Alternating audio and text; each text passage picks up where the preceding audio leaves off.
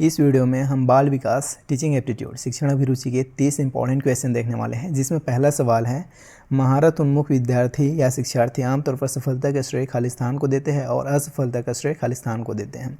तो इसमें ऑप्शन देखते हैं। पहला है योग्यता और अच्छी किस्मत, किस्मत का बात करना ही नहीं है।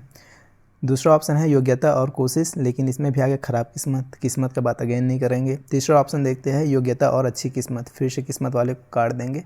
3 ऑप्शन तो एलिमिनेट हो गया, बचा चौथा ऑप्शन को पढ़ते हैं। देखिए, योग्यता और कोशिश, अपर्याप्त कोशिश। पढ़ने में तो ठीक लग रहा है, क्वेश्चन के साथ पढ़ते हैं।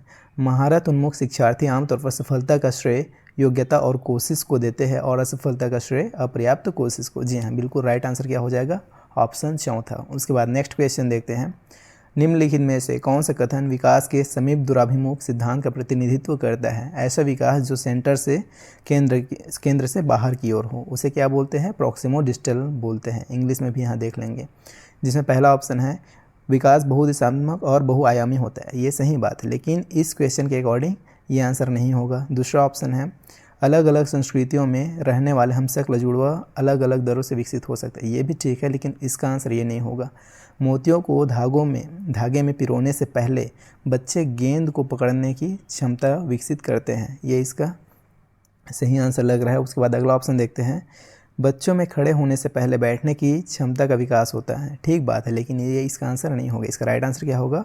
ऑप्शन 3। उसके बाद नेक्स्ट क्वेश्चन देखते हैं। वाइगोस्की के अनुसार बच्चे स्वयं से बात करते हैं विचार और आत्मनियमन में सहायता के लिए, ऐसा है क्या? उसके बाद दूसरा ऑप्शन देखते हैं। आत्म सुदृढ़ीकरण प्रदान करने के लिए जब वयस्क उन्हें अनदेखा कर रहे हो, ऐसा नहीं है। क्योंकि वे आत्म केंद्रित हैं, जी नहीं। क्योंकि उनकी सोच अतार्किक है, ऐसा भी नहीं। इसका राइट आंसर क्या हो जाएगा? ऑप्शन 1, विचार और आत्मनियमन में सहायता के लिए। उसके बाद अगला क्वेश्चन देखते हैं। सामाजिक संचार में चुनौतियाँ किसमें स्पष्ट होती हैं? ध्यान न्यूनता अति क्रियाशीलता विकार में, या मस्तिष्क पक्षाघात में, श्वलिन क्रम विकार में, या अधिगमात्मक विकलांगता में। इसका राइट आंसर क्या हो जाएगा?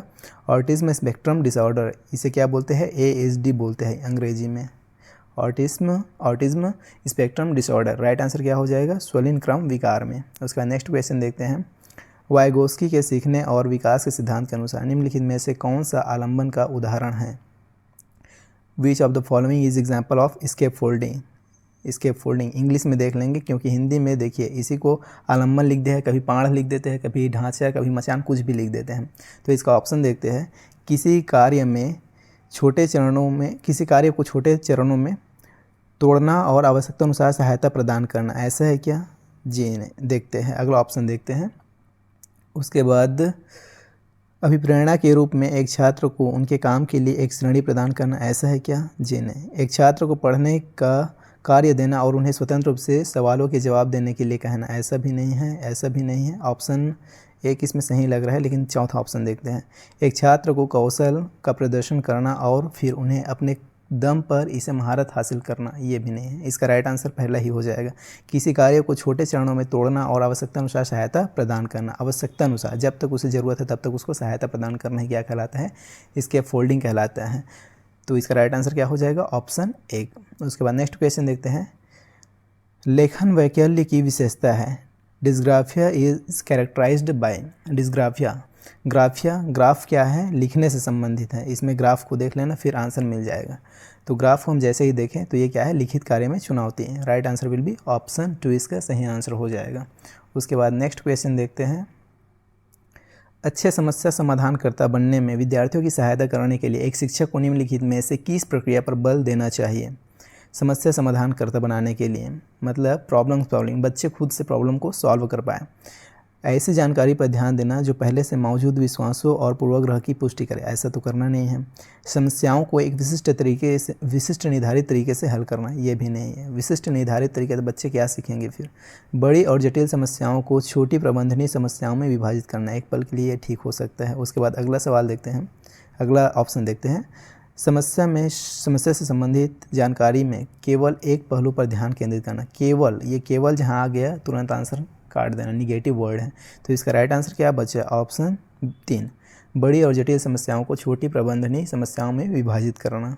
उसके बाद नेक्स्ट क्वेश्चन देखते हैं। अभिकथन है, एक समावेशी कक्षा में छात्रों की आवश्यकताओं को पूरा करने के लिए शिक्षकों को बहुसंवेदी सामग्री का उपयोग करना चाहिए। पढ़ने में तो बिल्कुल सही लग रहा है। इसका कारण दिया है, कारण पढ़ते हैं। समावेशी कक्षाओं को पाठ्यचर्या सामग्री के मानकीकरण के साथ साथ मूल्यांकन रणनीतियों के मानकीकरण को अपनाना चाहिए। मानकीकरण क्यों अपनाना है भाई? स्टैंडर्डाइजेशन को नहीं अपनाना है। तो इस तरह से इसका आंसर क्या हो जाएगा? पहला तो सही है लेकिन दूसरा गलत है। तो ऑप्शन एक में ही दिख रहा है, ए सही है लेकिन आर गलत है। असर्शन सही है, रीज़न गलत है इसका। उसके बाद अगला क्वेश्चन देखते हैं। इन द कंस्ट्रक्टिविस्ट व्यू, रचनावादी दृष्टिकोण से व्यक्ति पर्यावरणीय घटनाओं से निष्क्रिय रूप से प्रभावित होते हैं। जी नहीं। व्यक्तियों को व्यवहार सीखने के लिए अनुकूलित किया जाता है। जी नहीं। सीखना वर्तमान समझ का विस्तार और परिवर्तन है। ये इसका सबसे अच्छा आंसर हो सकता है। अगला ऑप्शन देखते हैं। सीखना बस हमारे दिमाग की कोरी स्लेट पर संघों को लिखना है, ऐसा है क्या? जी नहीं। इसका राइट आंसर क्या होगा? ऑप्शन 3। सीखना वर्तमान समझ का विस्तार और परिवर्तन है। Learning is extending and transforming the current understanding. Next question देखते हैं। ये फिर अभिकथन और कारण वाला आ गया। इसमें अभिकथन देखते हैं। प्रभावी शिक्षक खुद को शिक्षार्थियों के दैनिक जीवन और उसकी सामाजिक सांस्कृतिक पृष्ठभूमि से परिचित कराते हैं।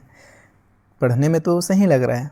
उसके बाद दूसरा ऑप्शन देखते हैं। इसका कारण, सीखना एक सामाजिक संदर्भ में होता है। बिल्कुल सही बात है। इस तरह से इसका क्या है? पहला सही है, अभिकथन सही है और इसका कारण भी सही है। मतलब ए और आर दोनों सही हैं। ए आर की सही व्याख्या करता है। ऑप्शन 3 इसका सही आंसर हो जाएगा। उसके बाद नेक्स्ट क्वेश्चन देखते हैं। अर्थपूर्ण अधिगम मुख्य रूप से किसके बारे में नहीं है? ये नहीं है वाला सवाल है, तो इसको आप ध्यान से पढ़ेंगे। जानकारी को रटना, अवधारणाओं को समझना, ज्ञान का निर्माण, कौशलों का विकास। देखो ये तीनों ऑप्शन तो सही है। कौशलों का विकास भी है, अवधारणाओं को समझना भी है, लेकिन जानकारी को रटना अर्थपूर्ण अधिगम का घटक नहीं है। इसलिए जो गलत है वही सही है। राइट आंसर क्या हो जाएगा? Option 1, memorizing information. ये गलत है और इसमें पूछा ही गलत है, नॉट अबाउट। ठीक है। उसके बाद नेक्स्ट क्वेश्चन देखते हैं। अभिकथन है, शिक्षिका को अपनी कक्षा के लड़कों को खेलों में भाग लेने के लिए प्रोत्साहित करना चाहिए व लड़कियों को कला अलंकरण के कार्य देना चाहिए। ऐसा है क्या? बिल्कुल गलत बात है। ऐसा क्यों करना? उसका कारण देता है, बच्चे मुख्य रूप से अंतर्निहित जैविक भिन्नताओं के कारण जेंडर भूमिकाएं ग्रहण करते हैं। बिल्कुल गलत बात है। तो इसमें अभिकथन और कारण दोनों गलत है। इसका राइट आंसर क्या हो जाएगा? ऑप्शन 2, ए और आर दोनों गलत हैं। उसके बाद नेक्स्ट क्वेश्चन देखते हैं। गति संवेदी शिक्षार्थी के खालिस्तान के माध्यम से सीखना पसंद करते हैं। Kinesthetic learners prefer to learn through, किसके द्वारा सीखते हैं? काइंस्थेटिक, जो हाथ पैर का इस्तेमाल होता है ना, मतलब करके सीखना, जिसमें कुछ करना पड़े, हमारे हाथ पैर का यूज़ हो, वो क्या होता है? गति संवेदी, काइंस्थेटिक होता है। तो देख के या छूने से या करके और चलने फिरने से या सुनने से। तो इसका राइट आंसर क्या हो जाएगा? करके और चलने फिरने से, तभी तो हमारे हाथ पैर का इस्तेमाल होगा ना। काइंस्थेटिक मतलब सीधा सीधा हाथ पैर का यूज़। इसलिए इसका राइट आंसर क्या हो जाएगा? ऑप्शन 3। उसके बाद नेक्स्ट क्वेश्चन देखते हैं। हावर्ड गार्डनर के अनुसार एक वैज्ञानिक खालिस्तान बुद्धि का उच्च प्रदर्शन करेगा, जबकि एक मूर्तिकार में खालिस्तान बुद्धि की उच्च बुद्धिमत्ता होगी। देखो हावर्ड गार्डनर ने 8 प्रकार के बुद्धि बताए हैं मल्टीपल इंटेलिजेंस के अपने सिद्धांत में। तो इसमें बोला गया है वैज्ञानिक में कैसा बुद्धि होगा, तो ये आपको बताना है। उसके अलावा मूर्तिकार में कैसा बुद्धि होगा, ये आपको बताना है। तो इसके हिसाब से वैज्ञानिक में क्या होगा? प्रकृतिवादी होगा क्या? जी नहीं।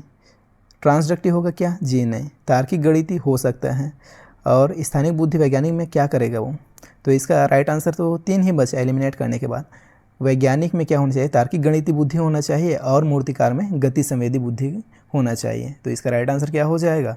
ऑप्शन 3 इसका राइट आंसर हो जाएगा। इंग्लिश में देखें तो logico mathematical and bodily kinaesthetic इसका राइट आंसर हो जाएगा। उसके बाद नेक्स्ट क्वेश्चन देखते हैं। समावेशन को बढ़ावा देने के लिए क्या आवश्यक है? Inclusion needs to be promoted through, किसके द्वारा हम इंक्लूजन को बढ़ावा दे सकते हैं? हमें किस चीज़ की आवश्यकता है उसके लिए, ये आपको बताना है। तो पढ़ते हैं ऑप्शन। लचीला पाठ्यक्रम, जी हाँ सही बात है। उसके बाद सहयोगात्मक अधिगम, ये भी ठीक है, कोऑपरेटिव लर्निंग। पृथक्करण और नामीकरण, क्यों भाई पृथक्करण क्यों करना है? पृथक्करण तो करना ही नहीं है, इसलिए ये तीसरा तो गलत हो गया। उसके बाद चौथा है गम्य इमारतें, गम्य इमारतें इंग्लिश में देखो एक्सेसिबिलिटी ऑफ बिल्डिंग, मतलब बिल्डिंग में आसानी से आया और जाया जा सके। तो इसका राइट आंसर क्या हो गया?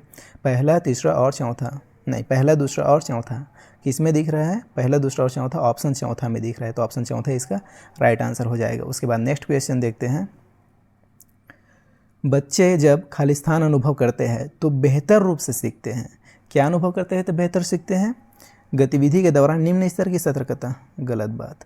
सीखने के लिए मध्यम स्तर का उत्साह, ठीक है, क्योंकि ज़्यादा होगा तो भी डेंजर है, कम होगा तो भी डेंजर है। अगला ऑप्शन देखते हैं। प्रदर्शन करने के लिए उच्च स्तर पर चिंता, नहीं, उच्च स्तर पर क्यों चिंता करना। अधिगम व्यवस्था, अरे भाई व्यवस्था में क्या सीखेंगे बच्चे? तो इसका राइट आंसर क्या हो जाएगा? ऑप्शन 2, सीखने के लिए मध्यम स्तर का उत्साह, उतना ही जितना जरूरी है।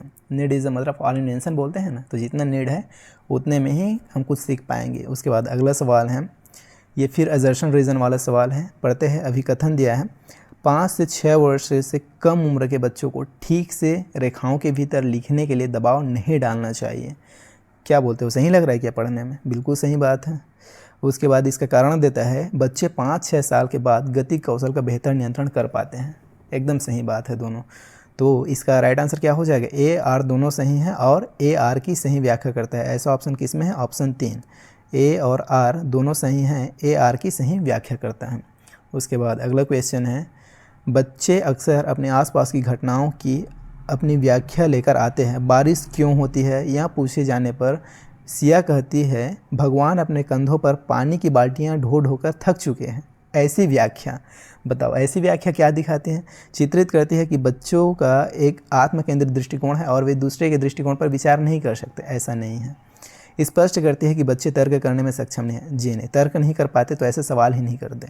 साबित करती है कि बच्चों की सोच वयस्कों की तुलना में मात्रात्मक रूप से बहुत कम है, ऐसा है क्या? अगला ऑप्शन देखते हैं।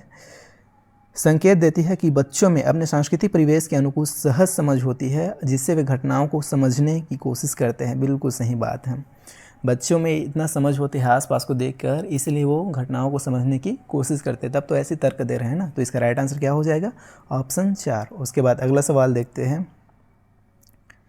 पियाजे के संज्ञानात्मक विकास का किस प्रकार वर्णन किया है? पियाजे ने संज्ञानात्मक विकास का किस प्रकार वर्णन किया है? एक सतत निरंतरता के रूप में, ऐसा किया है क्या? जी नहीं। 4 अतिव्यापी संस्कृति विशिष्ट चरण में, जी नहीं। 4 गुणात्मक रूप से भिन्न चरण में, ये 4 गुणात्मक रूप से भिन्न चरण में, ये सही हो सकता है। अगला ऑप्शन है 3 प्रगतिशील स्तर में, ऐसा भी नहीं। इसका राइट आंसर क्या हो जाएगा? ऑप्शन 3, 4 गुणात्मक रूप से भिन्न चरण में, 4 क्वालिटेटिवली डिफरेंट स्टेजेस, ये पियाजे का दिया हुआ कॉग्निटिव डेवलपमेंट का सिद्धांत। उसके बाद अगला ऑप्शन है, अगला क्वेश्चन, विद्यालय में खेलने के समय ऋषभ एक 7 वर्षीय लड़के ने खेलने के लिए एक गुड़िया उठाई, ठीक है। उसके सामने उसके कुछ साथियों ने उसकी इस पसंद के खिलौने के लिए उसका मजाक उड़ाया। एक शिक्षक जो अपने विद्यार्थियों में लैंगिक भूमिका के संदर्भ में लचीलापन विकसित करना चाहता है को इस स्थिति में निम्नलिखित में से कौन सी प्रतिक्रिया देनी चाहिए? ऋषभ से बात करनी चाहिए कि गुड़िया लड़कियों के लिए उपयुक्त है और लड़कों को गुड़िया के साथ नहीं खेलना चाहिए। ऐसा क्यों करेंगे भाई, इसमें जेंडर लचीलापन कहाँ आएगा? अगला ऑप्शन है, ऋषभ से कहना चाहिए कि वह किसी भी और खिलौने के साथ खेले क्योंकि उसके दोस्तों को यह मंजूर नहीं है कि वह गुड़िया के साथ खेले। ऐसा भी नहीं। ऋषभ को गुड़िया के साथ खेलने देना चाहिए और दूसरे बच्चों से कहना चाहिए कि वे भी अपनी पसंद का कोई खिलौना चुन सकते हैं। पढ़ने में तो बढ़िया लग रहा है, लेकिन अगला ऑप्शन देखते हैं। बिना कुछ कहे गुड़िया को हटा देना चाहिए और ऋषभ को खेलने के लिए कार दे देनी चाहिए। जी नहीं। राइट आंसर क्या हो जाएगा? ऑप्शन 3, ऋषभ को गुड़िया के साथ खेलने देना चाहिए और दूसरे बच्चों को कहना चाहिए कि वे भी अपनी पसंद का खिलौना चुन सकते हैं। उसके बाद अगला क्वेश्चन देखते हैं। विकास के संदर्भ में एक समय सीमा जिसमें एक व्यक्ति विशिष्ट उत्प्रेरणाओं के प्रति परिवर्धित संवेदनशीलता रखता है जिससे कि वह कुशल तरीके से कार्य करने के लिए विशेष कौशल विकसित कर सके, वह विकास की खालिस्तान कहलाई जाती है। प्रोत्साहन अवधि? नहीं। उत्प्रेरक अवधि? नहीं। चुनौतीपूर्ण अवधि? हो सकता है। कोट लेखन इन कोडिंग अवधि? नहीं। इसका राइट आंसर क्या है? चुनौतीपूर्ण अवधि। ऑप्शन 3 इसका राइट आंसर है। उसके बाद अगला क्वेश्चन देखते हैं। शिक्षकों को ध्यान न्यूनता अतिक्रियाशीलता विकार से जूझ रहे छात्रों की आवश्यकताओं का ध्यान रखते समय खालिस्तान से बचना चाहिए। किस चीज़ से बचना चाहिए? विकर्षण और शोर करने से, सही तो लग रहा है। उसके बाद अगला ऑप्शन है पाठ्यक्रम सामग्री और निर्देशों के में लचीलेपन, नहीं। कार्य को छोटे आसानी से प्रबंधनीय भागों में तोड़ना, नहीं। बहुसंवेदी सामग्री का उपयोग करने, नहीं। ये तीनों ऑप्शन अपने आप में सही हैं, लेकिन इसमें बचना चाहिए बोला है, तो किससे बचना चाहिए, जो निगेटिव वर्ड है, विकर्षण और शोर करने से। इसलिए इसका राइट आंसर क्या हो जाएगा, पहला इसका राइट आंसर हो जाएगा। उसके बाद अगला क्वेश्चन देखते हैं। लॉरेंस कोलबर्ग ने तर्क दिया है कि बच्चों में नैतिक विकास निरंतर रूप से होता है, ऐसा तर्क नहीं दिया है। बच्चों में नैतिक तर्क से सांस्कृतिक अंतर होते हैं, ऐसा भी नहीं कहा है। नैतिक विकास क्रमिक चरणों में होता है, हो सकता है। बच्चों के नैतिक तर्क में लिंग भेद होते हैं, ऐसा भी नहीं है। इसका राइट आंसर क्या हो जाएगा, ऑप्शन 3, नैतिक विकास क्रमिक चरणों में होता है। उसके बाद अगला क्वेश्चन देखते हैं। कोहलबर्ग के नैतिक विकास के किस चरण में व्यक्ति का नैतिक व्यवहार मुख्य रूप से इस मानसिकता पर निर्भर करता है कि लोग मेरे बारे में क्या सोचते हैं। देखो, इसके कन्वेंशनल, प्री कन्वेंशनल और पोस्ट कन्वेंशनल। नॉन कन्वेंशनल तो है ही नहीं, तो ये कट जाएगा। अब इसमें बताना है कन्वेंशनल, प्री कन्वेंशनल और पोस्ट कन्वेंशनल, तो ये तीनों में से एक आंसर है, उसको आपको चुनना है। तो ऐसा किस में सोचते हैं, कन्वेंशनल स्टेज में। इसमें भी 2 सब स्टेज हैं, उसके अंदर आता है ये। इसका राइट आंसर क्या हो जाएगा, ऑप्शन 4। उसके बाद अगला सवाल है। जीन पियाजे के अनुसार एक बच्चा जो सरल गणितीय उत्क्रमण जैसे 4 + 5 = 9 तो 9 - 5 = 4 के पीछे के तर्क को समझने में असमर्थ है, इसका कारण है, इसका क्या कारण है, जीववादी सोच है क्या, या अपरिवर्तनीयता है, या आत्मकेंद्रियता है, अवधारणात्मक केंद्रीकरण है। देखो, इसका ना तो कारण जीववादी सोच है, ना आत्मकेंद्रियता है, ना अवधारणात्मक केंद्रीकरण है। इसका क्या है, अपरिवर्तनशीलता, इरिवर्सिबिलिटी, कि वो जैसे बना है वैसे वापस भी आ सकता है। इस चीज़ को बच्चा नहीं समझ पा रहा है। जैसे बर्फ़ से पानी बन गया, अब पानी फिर से बर्फ़ बन पाएगा, इसको नहीं समझ पा रहा है बच्चा। ये क्या कहलाता है, इरिवर्सिबिलिटी। इसका राइट आंसर हो जाएगा ऑप्शन 2। उसके बाद नेक्स्ट क्वेश्चन देखते हैं।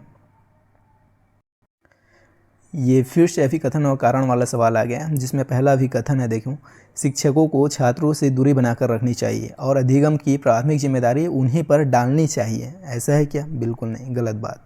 उसके बाद कारण है, अधिगम एक लोकतांत्रिक वातावरण के बजाय एकाधिकारवादी वातावरण में प्रभावी ढंग से होता है, बिल्कुल गलत बात है। तो इसका क्या, ए और आर दोनों गलत है, ऑप्शन दूसरा इसका राइट आंसर हो जाएगा। उसके बाद नेक्स्ट क्वेश्चन देखते हैं। ये भी असर्शन रीज़न वाला सवाल है। अभिकथन है, शिक्षकों द्वारा प्रदान किया गया आलंबन बच्चों की सीखने की प्रक्रिया में बाधा डालता है। ऐसा है क्या, बिल्कुल गलत बात है। लेव वाइगोस्की ने प्रस्तावित किया कि बच्चे स्वतंत्र रूप से पर्यावरण पर कार्य करके और उसमें हेर फेर करके सीखते हैं। देखो, ये भी गलत है, लेव वाइगोस्की ने ऐसा नहीं कहा था। तो इसका राइट आंसर क्या हो जाएगा, ए और आर दोनों गलत हैं। उसके बाद नेक्स्ट क्वेश्चन देखते हैं। निम्न में से कौन सा बाहरी अभिप्रेरणा का सही वर्णन करता है, एक्सट्रिंसिक मोटिवेशन। बाहरी अभिप्रेरणा को बताना है आपको, तो पढ़ो। अभिप्रेरणा जो वातावरणीय परिणामों से आती है, पढ़ने में तो ठीक लग रहा है, लेकिन अगला ऑप्शन देखते हैं। अभिप्रेरणा जो व्यक्तिगत संतुष्टि की भावना से आती है, ऐसा नहीं, ये तो इंट्रिंसिक मोटिवेशन हो गया ना। अभिप्रेरणा जो कार्य के व्यक्तिगत आनंद से आती है, ये भी इंट्रिंसिक मोटिवेशन है। अभिप्रेरणा जो आंतरिक कारकों से आता है, ये भी इंट्रिंसिक मोटिवेशन है। इसमें क्या है, वातावरणीय परिणामों से बाहर देख के जो अभिप्रेरणा है, जो मोटिवेशन है, वहीं क्या होता है, एक्सट्रिंसिक मोटिवेशन होता है। तो right answer will be option A, मतलब पहला। उसके बाद दूसरा क्वेश्चन है, और पियाजे के संज्ञानात्मक विकास के सिद्धांत के संवेदी चालक अवस्था 2 महत्वपूर्ण संज्ञानात्मक विकास मील के पत्थर हैं, कौन कौन से, ये आपको बताना है। जीववाद और परिवर्तन, जे नहीं। वर्गीकरण और क्रमबद्धता, जे नहीं। वस्तु स्थायित्व और स्थगित अनुसरण, हो सकता है। अगला ऑप्शन प्रतिवर्ती चिंतन और परिकल्पित निगमनात्मक तर्क, ये भी नहीं। इसका राइट आंसर क्या हो जाएगा, वस्तु स्थायित्व और स्थगित अनुसरण। किसके बारे में पूछा गया है, पियाजे के संवेदी चालक अवस्था, मतलब sensory motor stage of Piaget's theory. तो इसका राइट आंसर क्या हो जाएगा, option 3, object permanence and deferred imitation. उसके बाद अगला सवाल देखते हैं, जो कि लास्ट सवाल है इस वीडियो का। दिया है, बच्चे अनियंत्रित पैदा होते हैं और उन्हें सामाजिक होने की आवश्यकता होती है। ऐसा है क्या, ऐसा कहना तो बिल्कुल गलत बात है। इस दुनिया में अनुवांशिक कोड के साथ आते हैं जो उनकी नियति तय करते हैं, जी नहीं।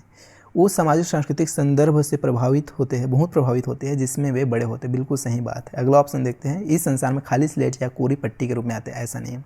तो राइट आंसर क्या हो जाएगा? ऑप्शन 3, उस सामाजिक सांस्कृतिक संदर्भ से बहुत प्रभावित होते हैं जिसमें वे बड़े होते हैं। सही बात है, जिस समाज में पलेंगे बढ़ेंगे उससे तो प्रभावित होंगे ही, उसके नॉर्म्स, उसके वैल्यूज़ को सीखेंगे ही, कैसे व्यवहार करना है, क्या करना है, जैसे जहाँ रहते हैं वहीं का सीखते हैं।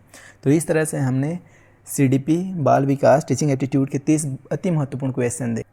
तो उम्मीद करता हूँ वीडियो आपको पसंद आया होगा। अगर वीडियो पसंद आया तो वीडियो को लाइक कीजिए, और इस तरह के अगर आप टीचिंग एग्जाम की तैयारी कर रहे हैं, एजुकेशनल कंटेंट देखना चाहते हैं, तो आप इस चैनल को सब्सक्राइब करके जुड़ सकते हैं। और अगर इसका नोट चाहिए आपको वीडियो का, तो सभी नोट्स PDF आपको टेलीग्राम ग्रुप में मिल जाता है। तो डिस्क्रिप्शन में लिंक दिया गया है, वहाँ से जाकर टेलीग्राम ज्वाइन करके नोट को फ्री ऑफ कॉस्ट डाउनलोड कर सकते हैं। मैं आपसे मिलता हूँ नेक्स्ट वीडियो में, तब तक के लिए बाय।